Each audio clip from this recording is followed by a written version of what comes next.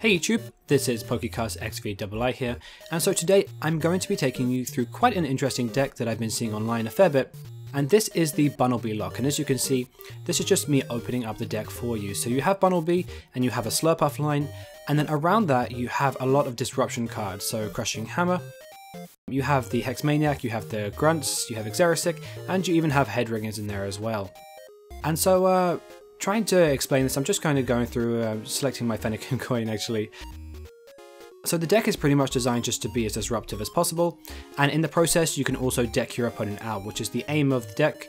And so yeah, this is just me looking for opponents. We're going to test the deck out and hopefully it will kind of give you guys an insight as to how the deck works. But unfortunately, it took me a long time to actually find a half-decent game. As you can see, this is me against one of my opponents, and he just AZs as active because there's nothing going on. And so I was curious to look through his deck because I didn't know what he was playing, considering he was playing Kangaskhan. It's not a card that you tend to see too often these days. But yeah, let's just kind of go through and find a half-decent game, and I can kind of show you how the deck works. Okay, and so we're finally in a game. We have the coin flip, and we're going to go first. So let's kind of see what we open up with. So we have Bunnelby as our starter, and we have a Slurpuff in hand. No supporters, unfortunately. So I'm going to get a Swirlix.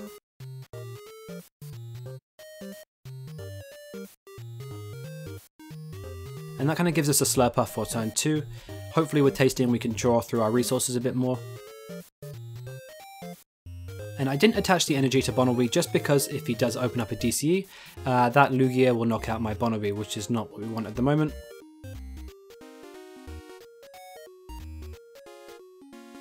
Unless of course he hits a DCE and a Muscle Band, but he discarded a Mega Manectric there, so I'm assuming he plays, he's playing a Mega Manectric deck, which is a very popular deck online at the moment. And he uses Hooper there, and grabs a Shaman, Manectric, and another Manectric. So yeah, he is playing a Manectric variant, and as you can see by his discard pile, he has Mega Manectric in there. And he sets up, gets a hand of 6, then uses Birch, and draws 7. So it's a pretty exciting turn for him, unlike me where I've hardly got anything going at this point. So we just draw another Crushing Hammer. So we're going to tasting, and another Crushing Hammer, so we have 3. Okay, I'm going to target the Hooper EX here, because Hooper has 2 retreats, so hopefully that's going to give him some trouble to try and get it out. I'm pretty certain he doesn't play any form of DCE in there, because most Manectric builds will only play a combination of Lightning and Water, and occasionally the odd Flash Energy as well.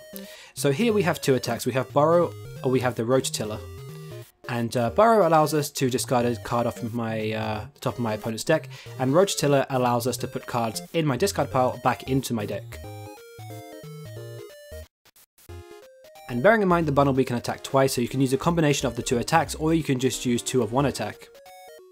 And Bunnelby kind of reminds me of Sableye from Dark Explorers, where you'd put item cards into your hand from your discard pile, although with Bunnelby it goes back into the deck. So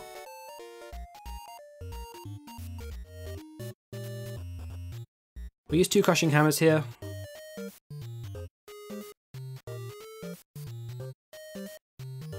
Unfortunately we hit tails on both, so I'm debating whether to Burrow here, but in the end I go with the Rototiller because I feel the Crushing Hammer is pretty important, so I probably should put them back into the deck.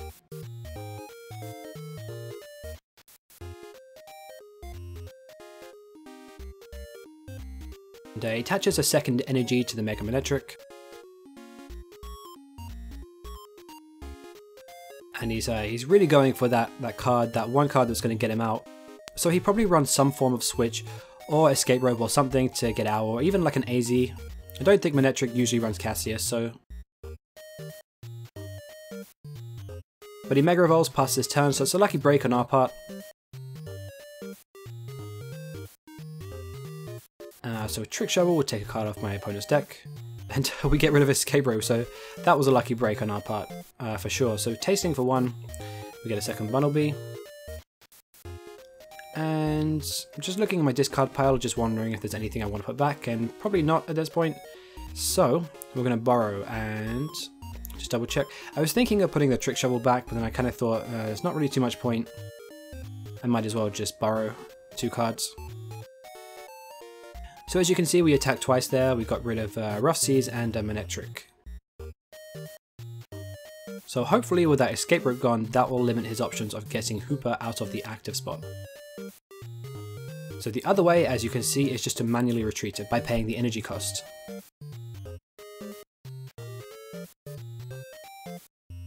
And we get a head ringer. I'm going to put that Manectric to try and prevent him from turbo bolting. And luckily we topped a switch, which is pretty useful. So Flare Grunt, the energy. And then we're going to borrow, I believe. Just look, see if there's anything in there. The supporters are probably best left in there because you have VS Seeker. So there's not really too much point in putting them back into the deck.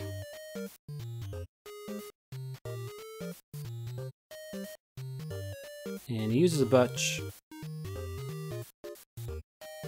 Hits 7.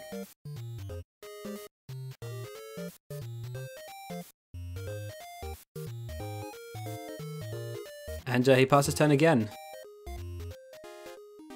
So, tasting. So at this point we're going to head for another Swirlix. We're going to try and get a second Slurpuff out so we can get something like a Sycamore or something going. And yeah, that's why we left the Grunt in the discard pile, because I topped a VS Seeker, and the VS Seeker allows me to reuse it and get rid of his energy. And we're going to borrow, take 2 more cards off the top of his deck. So this deck's actually quite similar to Wailord in a sense, in that you just aim to deck your opponent out.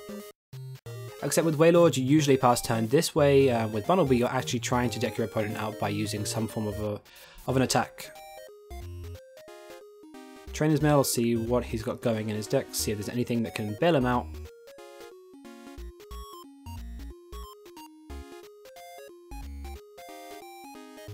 But nothing, he doesn't get a search, and he passes turn. So it's tasting, and we get a Sycamore, great. So finally something to get us going with. So let's use Sycamore, and we get the second Slurpuff, and we're tasting, and we have a switch if need be. So we look to be in a pretty good spot right now. So we're going to borrow and start discarding some more cards, and hopefully at this rate we're going to deck him out. So he does eventually get the 2 energy onto Hooper. All the Crushing Hammers are in the deck, but I didn't draw any. But luckily that Mega Manectric has the Headringer on it, which means it can't Turbo Bolt. So unless you play some form of energy acceleration, he can't actually Turbo Bolt with this. But at the same time, we're going to Lysander the Hooper EX back up, and he scoops the game. So I don't think he had much resources going at this point, and this wasn't a particularly too long of a game, but at the very least it kind of shows you how the deck works. So